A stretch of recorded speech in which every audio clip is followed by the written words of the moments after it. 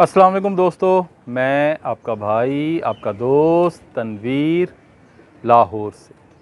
Hello friends, मेरी दुआ है आप सब लोग जहाँ रहें खुश रहें, आबाद रहें, खुशियाँ बांटते रहें, लोगों के खुश होने का ज़रिया बनते रहें, ना कि उनके दिल आज़ारी का ज़रिया बने। ले जनाब, आज एक वीडियो आपके कमेंट्स जो हैं उनके ऊपर छोटी सी एक वीडियो बना देते हैं। दो चार बातें भाइयों ने पूछी हुई हैं बड़ी इम्पोर्टेंट, और आज पहली वीडियो है जो माइक के थ्रू आपको मेरी वॉइस आ रही है। तो ये आपने ज़रूर बताना है कि इस माइक से कुछ फ़र्क पड़ता है आवाज़ का या नहीं पड़ता। तो एक बात तो ये, क्योंकि पिछले दिनों यार एक बड़ी अच्छी वीडियो बनाई थी, उस्ताद मोहतरम उस्ताद फ़ारूक भट्ट साहब का इंटरव्यू किया था। तो वो उन दिनों में बारिश हो रही थी, तो हम बालकनी में बैठे हुए थे, पीछे से सारी बारिश की शोर की आवाज़ आ रही थी, तो उस वीडियो में साउंड क्वालिटी अच्छी नहीं आई थी। तो आपके लिए कि ये माइक ले लिया मैंने, ये डबल माइक है, दोनों ही मैंने इस वक्त अपने कॉलर पर लगा लिए हैं।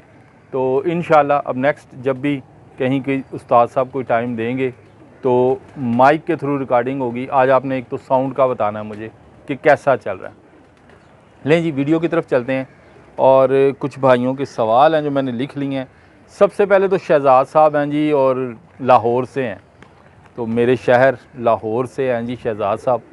उन्होंने पूछा ये है कि बच्चों के जो अक्सर वो कहते हैं कि जी मेरे बच्चे पलते हैं ना, तो उनके जो पाँव हैं वो टेढ़े हो जाते हैं, टांगें टेढ़ी हो जाती हैं।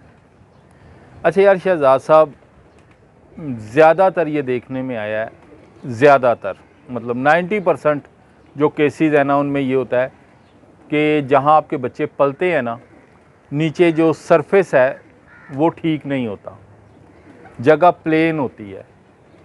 एक आप देखें अक्सर कबूतरों के जो पुराने घोंसले होते हैं ना, वो एक ख़ास किस्म की गोलाई में होते हैं। वो आपको मतलब साइडें ऊंची, जैसे एक प्याला होता है ना, ऐसा नज़र आता है। वो बॉल होता है ना जो एक, अगर आप समझ जाएं कि वो गोलाई में होता है। अब उसमें बच्चों की जो पलवाई होती है वो बड़ी अच्छी होती है और उनकी टांगें ख़राब नहीं होती। अक्सर अगर जो जहाँ बच्चे पल रहे हैं हम लोग वहाँ सफाई करते रहें, या वो बिल्कुल प्लेन सरफेस हो, कबूतर ने घोंसला ना बनाया हो, वहाँ बच्चों की टांगें ख़राब हो जाती हैं। ये 90% चांसेस होते हैं। 10% ये होता है कि विटामिन्स और कैल्शियम की कमी की वजह से हो जाए। ज़्यादातर ऐसा ही है। आपने मुझे फ़ीडबैक ज़रूर देनी है कि आपके जो घोंसले हैं परिंदों के, जो खाने बने हुए हैं, क्या वो प्रॉपर गोल हैं? अगर वो प्रॉपर गोल हैं और फिर भी आपके बच्चे जो हैं उनकी टांगें ख़राब हो रही हैं, तो फिर आपने ये जो है उनको विटामिन्स और कैल्शियम जो है वो डालना शुरू कर दें। अदरवाइज़ अगर आप नीचे कोई भी आप जो अक्सर मट्टी की हम वो प्याला सा रखते हैं, दोरी बोलते हैं, कोई कुंडी बोलते हैं, तो उसके अंदर जो है वो मट्टी के बर्तन में गोल अगर हो तो फिर उनकी टांगें ख़राब नहीं होती। ये आपने भी मुझे ज़रूर बताना है शहजाद साहब लाहौर से कि वाकई ऐसा है या नहीं है। ले जी, एक तो ये बात हो गई। अच्छा, दूसरा एक भाई हैं जी अब्दुल्ला, उन्होंने पूछा जी 0 नंबर चिप्स ये कहाँ से मिलेगी? अच्छा यार, ये जो 0 नंबर चिप्स होती है ये वाइट कलर का बिल्कुल बारीक पत्थर का दाना होता है। सबसे जो बारीक होता है ना उसको कहते हैं 0 नंबर।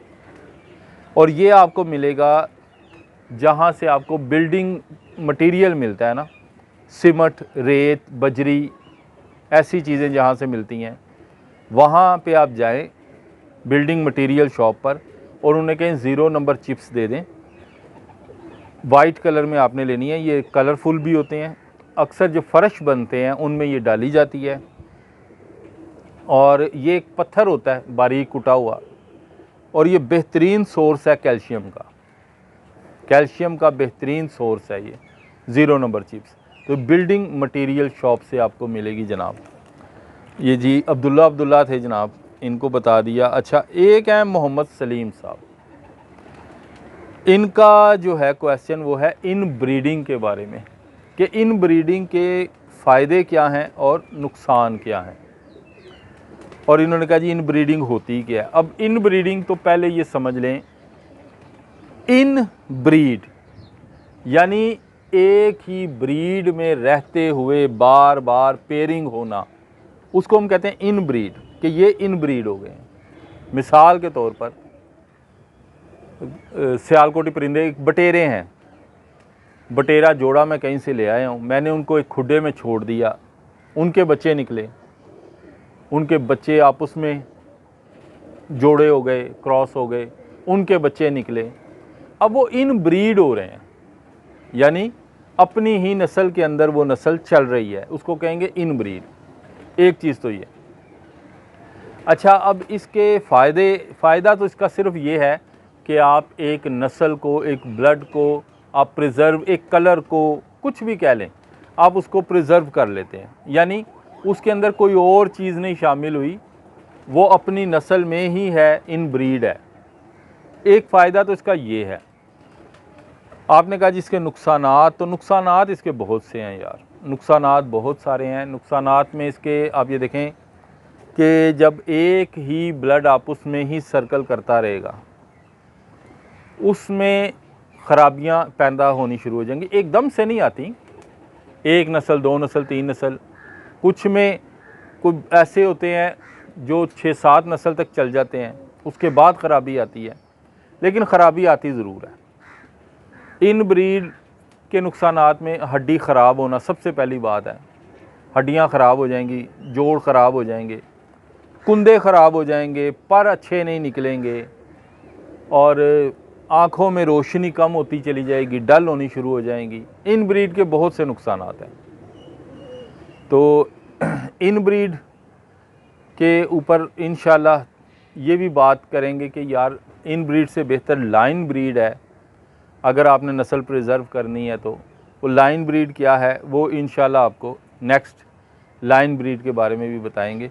लेकिन इन ब्रीड जो है उसका फ़ायदा सिर्फ़ एक है कि आपके पास जो ब्लड है वो प्योरिटी में पड़ा हुआ है, लेकिन नुकसानात बहुत ज़्यादा हैं, काफ़ी सारी ख़राबियाँ उनमें पैदा होनी शुरू हो जाती हैं। ले जनाब, ये तो हो गया। अच्छा, अब एक जो दोस्त है ना, सचिन सिंह साहब, सचिन सिंह साहब का सवाल बड़ा इंटरेस्टिंग है। मैं पहले भी इस पर बात कर चुका हूँ।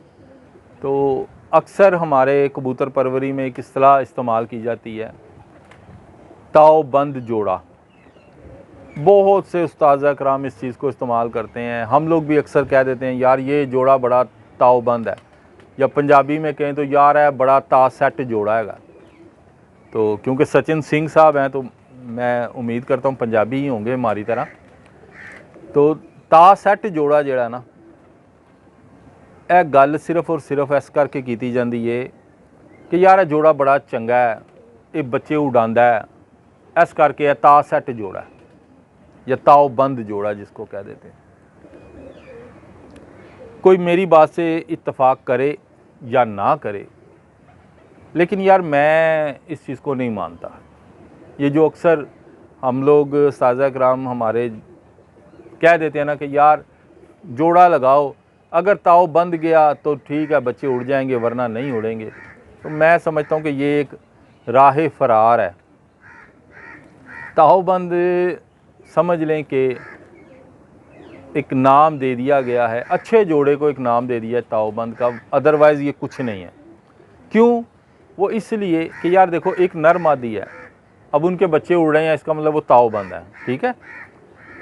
हम क्या करते हैं, हमारे पास हम कहते हैं यार नहीं यार इस नर को हम किसी और मादी से लगा लें, और मादी से लगाते हैं, वो उसके साथ भी अच्छी मादी होती है, अच्छा ब्लड होता है, दोनों को फिर हम दूसरा जोड़ा चेंज करते हैं, वो भी बच्चे उड़ाते हैं, तो वो ताव बंद क्या हुआ, वो भी ताव बंद हो गए। सॉरी जी। तो ऐसा नहीं है यार, दरअसल ना ताव बंद अच्छा जोड़ा लगाना ये उस्तादों के हाथ में होता है। हाँ, ये हो सकता है कि आपने अपनी तरफ से 100% जोड़ा लगाया लेकिन फिर भी वो काम ना करे, ये चांसेस बड़े रेयर होते हैं। ज़्यादातर यही होता है कि अगर आपने अच्छे पॉइंट्स, अच्छे ब्लड के साथ, यानी अच्छी नस्ल के साथ आपने उसके पॉइंट्स भी चेक किए हैं और जोड़ा लगाया तो वो कामयाब होता है। अब दूसरा हिस्सा सचिन सिंह साहब का ये है कि जी तावबंद जोड़ा या अच्छा जोड़ा कैसे लगाएं। तो जनाब इसके ऊपर नेक्स्ट वीडियो होगी, और क्योंकि उसके लिए मुझे एक साथी की ज़रूरत है कि जो मोबाइल पकड़ेगा तो मेरे जो कुछ 1 2 3 4 कुछ भी जितने भी जोड़े हैं जो बच्चे परफॉर्म कर रहे हैं, इसका मतलब वो तावबंद हैं, अच्छे जोड़े हैं, तो मैं आपको उन जोड़ों का शो करवाऊँगा और उनमें मैं आपको पॉइंट्स बताऊँगा, नर भी दिखाऊँगा, मादी भी दिखाऊँगा कि ये देखें जी इस आँख का नर है, इस पर का नर है, और इस आँख की और पर की हड्डी जोड़ की, दुम की सारी डिटेल बताई जाएगी। आपको कोशिश करूँगा 1 या 2 जोड़े तफसील से बताऊँ कि यार ये ऐसे जोड़े हैं, अगर आप भी ऐसी ट्राई करें इंशाल्लाह जोड़ा कामयाब होगा। तो लें जनाब, तावबंद जोड़े के बारे में नेक्स्ट वीडियो में इंशाल्लाह आपको अच्छी इन्फॉर्मेशन देने की कोशिश करेंगे। आज समझ लें चेक हो गया माइक, वॉइस क्वालिटी कैसी है ये आपने ज़रूर फीडबैक देनी है। तो नेक्स्ट वीडियो में इंशाल्लाह मुलाकात करेंगे।